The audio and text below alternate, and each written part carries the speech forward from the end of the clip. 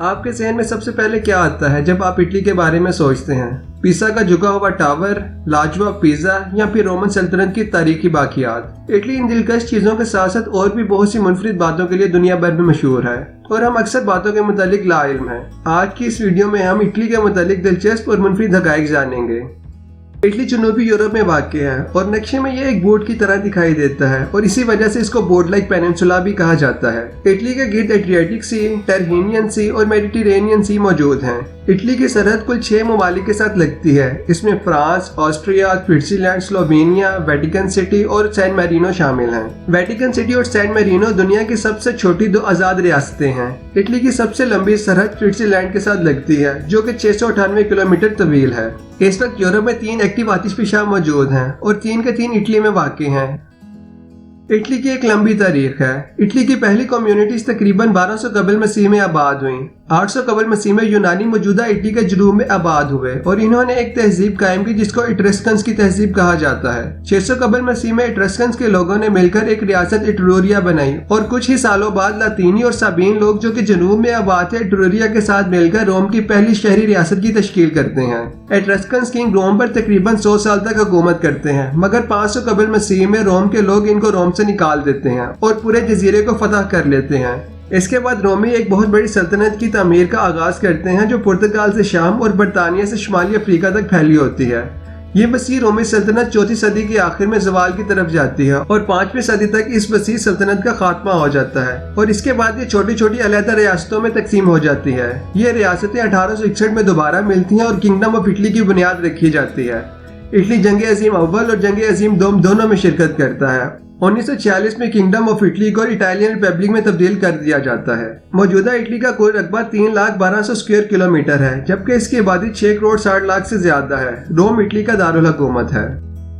Italy کے جھنڈے میں 3 برابر خانے موجود ہیں جو کہ سبز، سفید اور لال ہیں۔ اٹلی کے جھنڈے کے یہ رنگ 3 چیزوں کو ظاہر کرتے ہیں۔ سبز رنگ امید کی نشانی، سفید رنگ یقین، جبکہ لال رنگ چیریٹی کو ظاہر کرتا ہے۔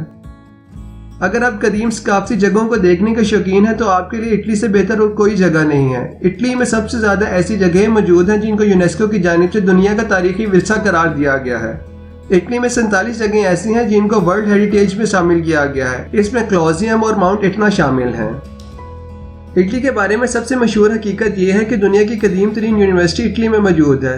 یونیورسٹی آف بولوگنا کی بنیاد 1088 میں رکھی گئی اور یہ یونیورسٹی تب سے ہی اپنی خدمات سر انجام دے رہی ہے۔ یونیورسٹی آف بولوگنا کو دنیا کی قدیم ترین یونیورسٹی ہونے کا اعزاز حاصل ہے۔ دنیا کی 10 سب سے قدیم یونیورسٹیوں میں سے 4 اٹلی میں موجود ہیں۔ ان میں یونیورسٹی آف پیڈوا اور نیپل شامل ہیں۔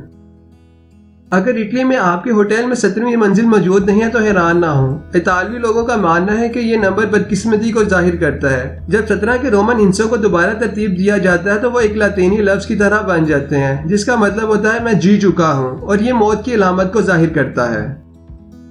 اٹلی میں سب سے زیادہ مشہور کھیل فٹ بال ہے اور اٹلی کی فٹ بال کی ٹیم 4 ورلڈ کپ جیت چکی ہے۔ اٹلی کے لوگ فٹ بال کے اس قدر دیوانے ہیں کہ وہ اس کھیل کے دوران اپنے جذبات کو قابو نہیں رکھ سکتے، اور اسی وجہ سے ان کو ٹیفوسی یعنی ٹائفس پھیلانے والا بھی کہا جاتا ہے۔ تھرمامیٹر 1612 میں سب سے پہلے اٹلی کے باشندے سینٹورینو نے ایجاد کیا۔ یہ وہ پہلا آلہ تھا جو کسی پیمانے کے عین مطابق درجہ حرارت دکھا سکتا تھا۔ اس سے پہلے گلیلیو نے تھرموسکوپ بنایا تھا جس پر یہ ظاہر ہو سکتا تھا کہ کچھ گرم ہو رہا ہے یا کچھ سرد، مگر وہ عین درجہ حرارت نہیں بتا سکتا تھا۔